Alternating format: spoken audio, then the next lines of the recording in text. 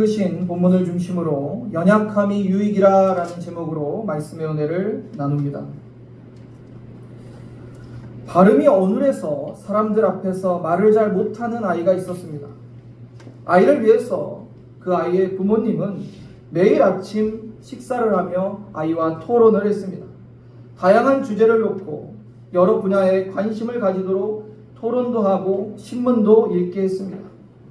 몇 년이 지나자 아이가 달변가가 됐고 누구와 대화를 해도 상대방의 마음을 돌릴 수 있을 정도로 뛰어난 언변을 갖게 되었습니다.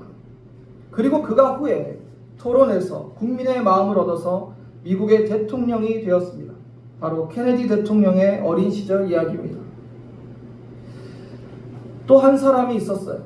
그는 러시아의 한 청년이었고 인생을 어떻게 살아가야 되는지 잘 몰랐던 청년이었습니다. 그 청년이 자신의 삶의 길을 알기 위해서 스스로를 돌아보며 일기를 쓰기 시작했어요. 그리고 그는 밤마다 자신의 단점을 9가지씩 적고 고치려고 노력했습니다. 그렇게 글을 쓰다가 그는 뛰어난 글 솜씨를 갖게 되었어요. 인생을 깊게 성찰하게 되었습니다. 그가 바로 러시아 대문호 톨스토이입니다.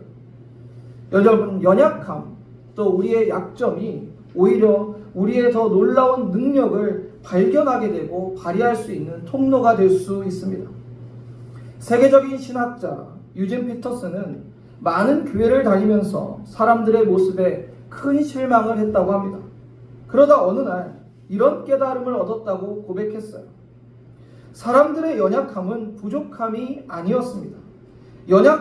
연약함에도 하나님의 영광을 바라보며 쓰임받는 놀라운 은혜가 되었습니다.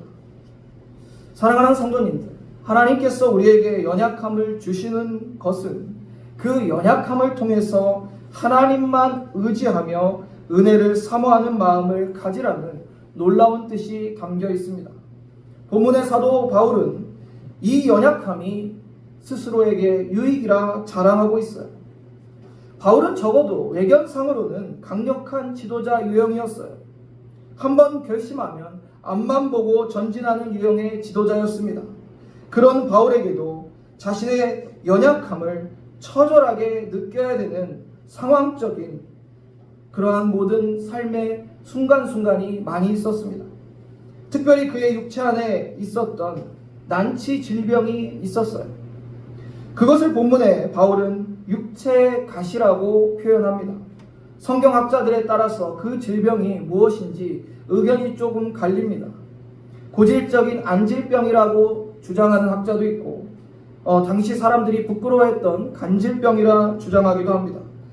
여하튼 그의 육체 가시는 그에게서 계속 그에게 고통을 주고 아픔을 주었어요. 그리고 쉽게 떠나가지 않았습니다. 그런데 그는 그 연약함에도 불구하고 오늘 본문에서 놀랍게도 자신의 연약함이 오히려 그리스도의 능력이라고 고백하고 있습니다. 왜냐하면 연약함 속에는 보이지 않는 하나님의 뜻이 있기 때문이에요. 오히려 그 연약함이 우리를 영적으로 더 강하게 하는 유익이 있기 때문입니다. 그러면 도대체 이 연약함이 어떠한 영적 유익을 줄까요? 오늘 본문을 통해서 함께 살펴보고자 합니다. 첫 번째로 드리고 싶은 말씀은 우리가 연약한 인간임을 자각하게 한다는 거예요. 인생을 살다 보면 소위 잘 나갈 때가 있어요. 그럴 때 우리는 너무나 쉽게 자신의 능력을 과대평가할 가능성이 있습니다.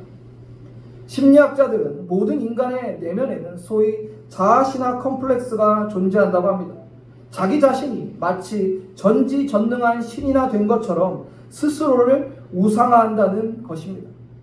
오래된 유언데 정신병원에 입원 중인 환자가 늘 자신을 나는 신의 아들이다, 신의 아들이다 이렇게 주장했답니다. 그래서 옆에 있던 환자가 그에게 이렇게 얘기했대요. 야, 제발 정신 좀 차려라. 난 너 같은 아들을 둔 적이 없다. 여러분 어떻습니까? 우리 안에 이런 모습이 누구나 다 잠재되어 있어요. 인류 역사상 처음으로 사탄이 아담과 하와에게 찾아와 선악과로 유혹하며 던진 미끼가 바로 이것이에요. 내가 하나님같이 되리라는 것. 모든 인간은 지금도 끊임없이 이 유혹을 받고 있습니다. 또 그렇게 살아가는 사람들도 너무나도 많아요.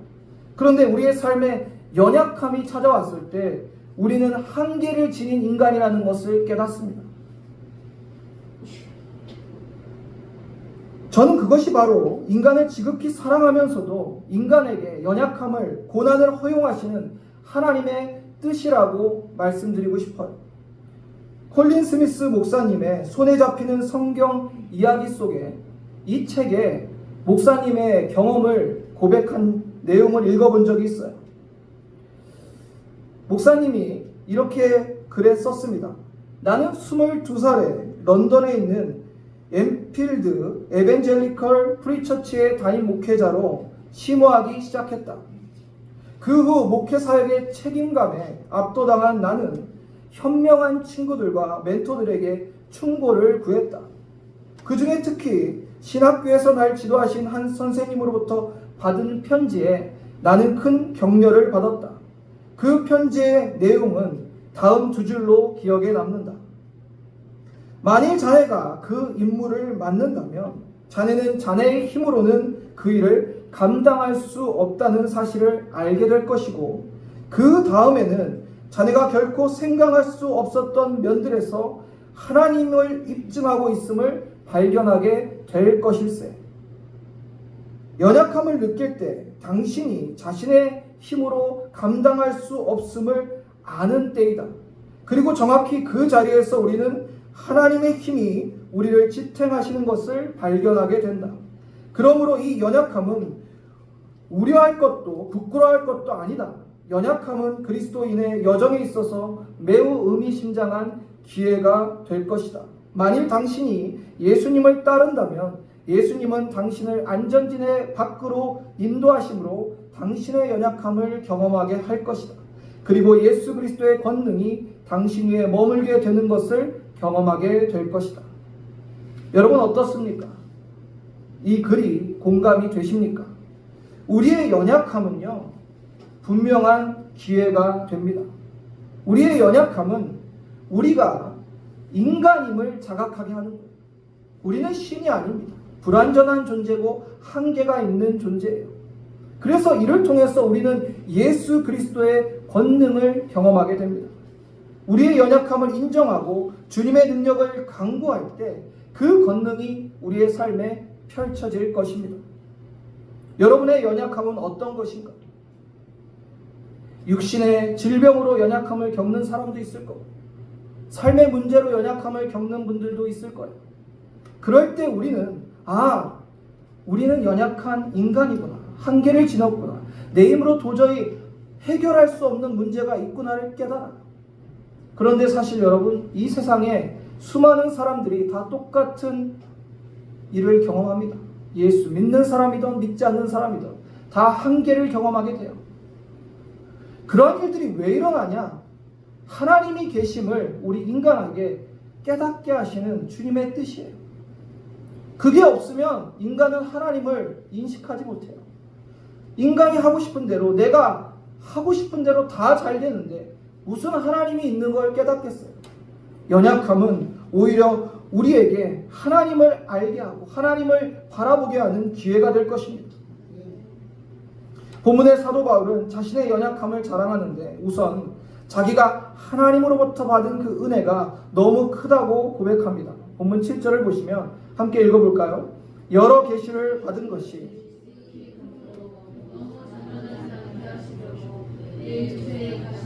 사탄의 사자를 주셨으니 이는 나를 쳐서 너무 자만하지 않게 하려 하심이라. 아멘. 사도 바울은요, 놀라운 영적인 경험을 했어요. 그리고 놀라운 하나님의 계시도 받았어요. 그래서 그는 가는 곳마다 하나님께서 주신 능력으로 복음을 전했고 수많은 교회를 세웠습니다. 이만하면 충분히 사람들로부터 추앙을 받을 만하지 않습니까? 그런데 그에게 육체의 가시가 있었다고 고백했죠. 3번씩이나 그가 하나님 앞에 간절히 이 육체의 가시를 치료해달라고 기도했지만 하나님께서는 고쳐주지 않으셨어요. 여러분 한번 생각해 보세요. 사도 바울이 예수의 이름으로 가는 곳마다 수많은 병자들을 고쳤어요. 그런 그가 자신의 병은 고침받지 못한 거예요. 오늘 본문 8절 9절을 한번 보시겠습니다. 바울이 이렇게 고백합니다. 이것을 내게서 떠나가게 하기 위하여 내가 3번 주께 간구하였더니, 그 육체의 질병이 고침받기 위해서 하나님 앞에 3번 간절히 기도했다는 거예요. 그때 하나님께서 응답하셨어요. 9절을 보면 나에게 이르시기를 내 은혜가 내게 족하도다. 이는 내 능력이 약한 데서 온전하여 짐이라 하신지라. 그러므로 도리어 크게 기뻐함으로 나의 여러 약한 것들에 대하여 자랑하리니 이는 그리스도의 능력이 내게 머물게 하려 함이라. 그는 간절히 기도했지만 그가 받은 응답은 고쳐주지 않으시겠다는 거예요. 그리고 네가 받은 은혜가 너에게 족하다 말씀하십니다. 그리고 바울은 이 응답을 통해서 깨닫습니다. 아, 하나님께서 나를 자만하지 않게 하려 이 가시를 주셨구나. 놀라운 영적인 경험을 하고 능력을 행했던 사도 바울이 이 육체의 가시를 통해서 나는 그냥 연약한 인간일 뿐이구나를 깨닫는 거예요. 그래서 그에게 그런 고난을 하나님께서 주신 것입니다. 연약한 인간, 우리의 그 연약함은 우리를 하나님과 다른 한계를 지는 인간임을 자각하게 합니다. 그리고 연약함을 통해서 내가 하나님의 은혜로 살아가고 있다는 것도 감사하게 됩니다. 여러분, 오늘 사도 바울의 고백을 잘 기억하십시오. 우리 또한 다르지 않습니다. 우리도 하나님 앞에 연약한 존재이고 하나님 은혜 없으면 살 수 없음을 늘 고백하는 저와 여러분 되었으면 좋겠습니다. 두 번째로는 하나님만을 의지하게 합니다. 자, 사도 바울이 자신을 찌르고 아프게 하는 육체의 가시를 경험하면서 그가 한 일이 무엇이었습니까? 바로 기도하는 거였어요.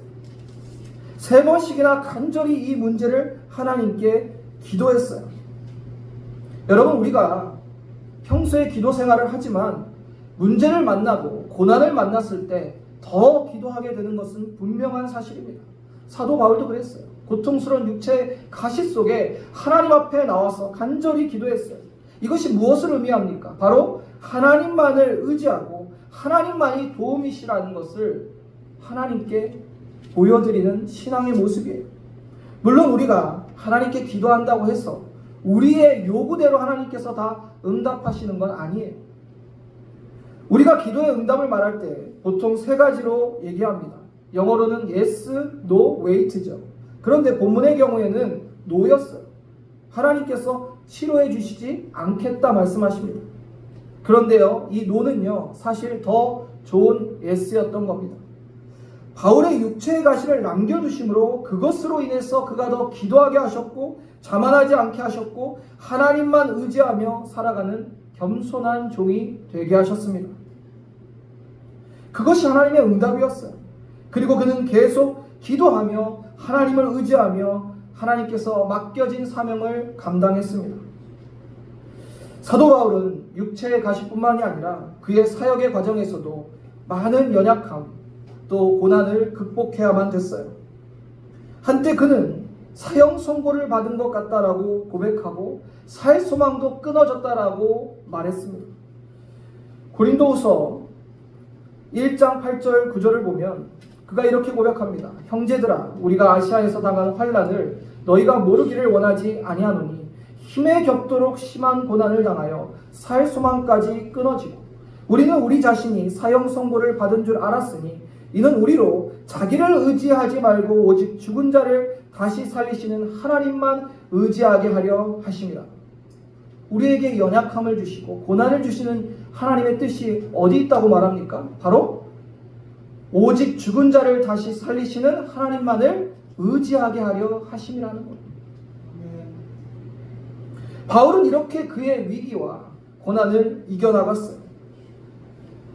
자신에게 이런 고난을 주신 것은 나를 의지하는 것이 아니라 하나님만 의지하고 살라는 주님의 뜻임을 깨닫고 하나님만 의지하고 나아갔던 거예요. 철로 역정의 저자 존 버녀는 인생에서 헤어나오기 어려운 깊은 수렁을 지나 마지막 벼랑 끝에 섰을 때 자기의 삶의 처지를 이렇게 표현했습니다.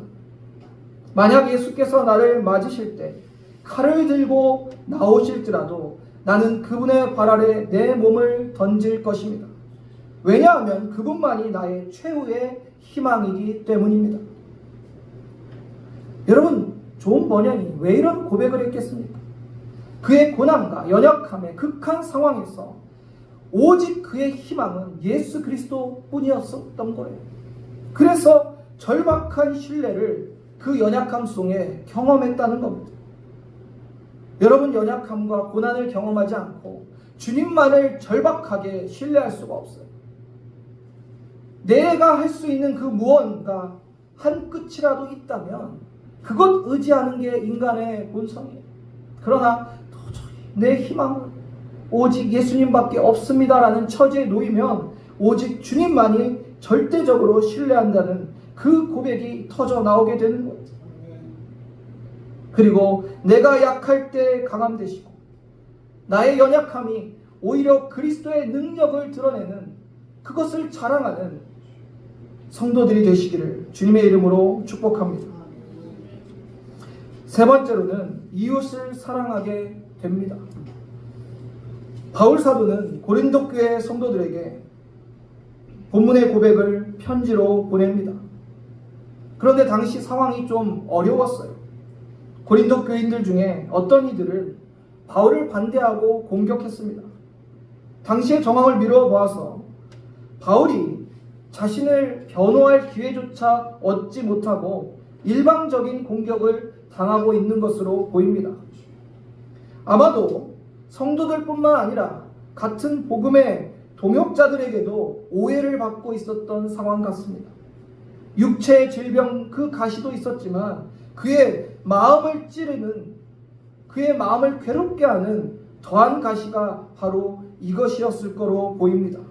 그런데 놀라운 사실은 사도 바울은 본문이 끝나고 고린도후서 12장 11절부터 고린도후서 13장 마지막 장까지 이 편지에서 그가 일관성 있게 호소하는 메시지가 있습니다. 그것은 바로 그가 받고 있는 부당한 대우와 공격과 오해 속에서도 변함없이 그 성도들, 자신의 동역자들을 이해하고 사랑하겠다는 거예요. 고린도후서 12장 15절을 함께 읽어보겠습니다. 내가 너희 영혼을 위하여 크게 기뻐함으로 재물을 사용하고 또 내 자신까지도 내어주리니 너희를 더욱 사랑할수록 나는 사랑을 덜 받겠느냐. 아멘. 무슨 말입니까? 여러분이 나를 공격해도, 나를 비난해도, 나를 오해해도 나는 변함없이 여러분을 사랑하겠다는 거예요. 그의 연약함 속에, 그의 그런 핍박 속에서도 사도 바울은 오히려 더 하나님께서 그를 사랑의 사람으로 변화시켰음을 고백하고 있는 거예요. 이것이 하나님께서 우리에게 연약함을 허용하시는 중요한 목적 중에 하나입니다. 저는 사도 바울의 이 고백을 보면서 큰 감동을 받았어요. 정말 예수님을 닮아 있구나. 정말 예수님의 성품으로 변화됐구나. 여러분 생각해 보세요.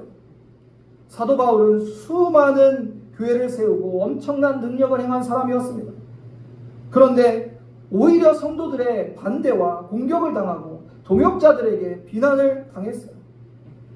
충분히 스스로 교회에게 따져 묻고 그에 맞는 대우를 요구할 수도 있었습니다. 그러나 그는 그렇게 하지 않았어요. 오히려 겸손히 그들을 더 사랑하고 교회만을 생각하고 섬겼습니다. 하나님께서 그에게 가시를 주고 연약함을 주셨기 때문에 그는 이것을 통해서 더욱 영혼들을 깊이 사랑하게 되었던 거예요. 영어 표현으로 The shoe is on the other foot이라는 말이 있습니다. 해석해보면 신발을 반대쪽 발에 넣었다입니다. 상황이나 역할이 바뀌었다는 것을 나타내는 표현이에요. 이는 이전 다른 사람에게 적용된 상황이 나에게 적용되었다라는 뜻입니다. 또는 그 사람의 역할을 내가 맡게 되었다는 것도 의미합니다. 이 표현은 주로 상황이 전환되거나 역할이 바뀐 것을 표현할 때 쓰입니다. 여러분, 신발을 다른 발에 신으면 어떻겠습니까? 굉장히 불편하겠죠. 그러니 신어보지 않고 그 느낌을 알 수가 없습니다. 사도 바울에게 하나님께서 이러한 연약함을 주신 것은 그 연약한 질병의 가시를 통해서 그 아픈 영혼들을 더욱 이해하고 사랑하게 변화시키는 통로였어요. 억울한 비난과 공격을 당한 것도 고난과 고통 속에 억울한 자들을 더 이해하고 사랑하게 만드신 하나님의 뜻이 담겨 있었던 거예요. 고린도후서 1장 4절을 보면 우리의 모든 환난 중에 우리를 위로하사 우리로 하여금 하나님께 받은 위로로서 모든 환난 중에 있는 자들을 능히 위로하게 하시는 이시로다라고 기록하고 있습니다. 우리가 많은 고난을 당해요. 그 이유에 대해서 우리가 모르는 경우도 너무나도 많습니다. 그러나 이것이 바로 고난의 신비예요. 분명한 것은 우리가 구원받은 성도라면 고난 중에 연약함을 통해 하나님이 주시는 특별한 위로가 있다라고 확신할 수 있는 것입니다. 고난 속에 우리 하나님께서 우리를 버려두시는 것이 아니라 하나님의 위로하심으로 함께 하세요. 우리는 고난을 경험해야, 연약함을 경험해야 하나님의 이 위로도 경험할 수 있습니다. 그리고 이 위로를 경험한 사람은 같은 고난과 아픔을 당한 사람들을 더욱 사랑하고 그들의 아픔에 눈을 뜨게 되는 것입니다. 새롭게 사랑을 배우게 되는 거예요. 그래서 이 연약함은 우리로 이웃을 더욱 사랑하게 하는 통로가 되는 것입니다. 마지막으로 한 자매님의 이야기를 나누고 싶습니다. 이 자매님은요, 부유한 집안에서 태어났고 남부러울 것 없이 자라났고 뛰어난 재원이었어요. 그러나 2013년도 어느 날 뼈까지 전이 된 유방암 4기의 진단을 받습니다. 이 자매는요, 기독교를 싫어했어요. 예수님을 부정했어요. 그러나 자기가 죽음의 고통 속에서 아는 언니로부터 복음을 전달받고 예수님을 영접했습니다. 그 후로 숨 쉴 때마다 고통스러웠던 암이라는 단어가 오히려 선물이 되었고 죽음은 천국으로 가는 축복으로 여겼습니다. 놀라운 것은 불과 2개월 만에 몸 안에 있는 모든 암이 없어지는 기적을 체험했습니다. 여기까지는 아멘이 되시죠? 저도 그렇습니다. 그런데 이 이야기는 여기서 끝이 아닙니다. 완전히 암이 사라졌는데 다시 암이 재발했어요. 그것도 똑같이 뼈까지 퍼졌다는 진단을 받게 됩니다.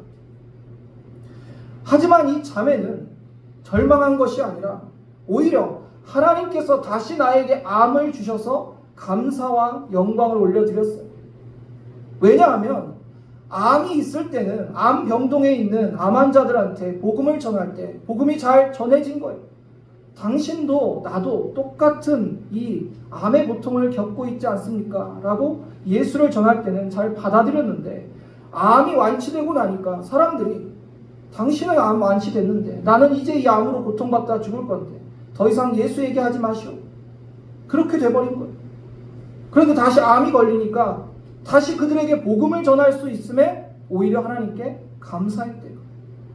그렇게 그 자매는 죽어가는 영혼들에게 복음만을 전하며 그리스도인으로서 끝까지 자신의 복음의 사명을 다했다고 합니다.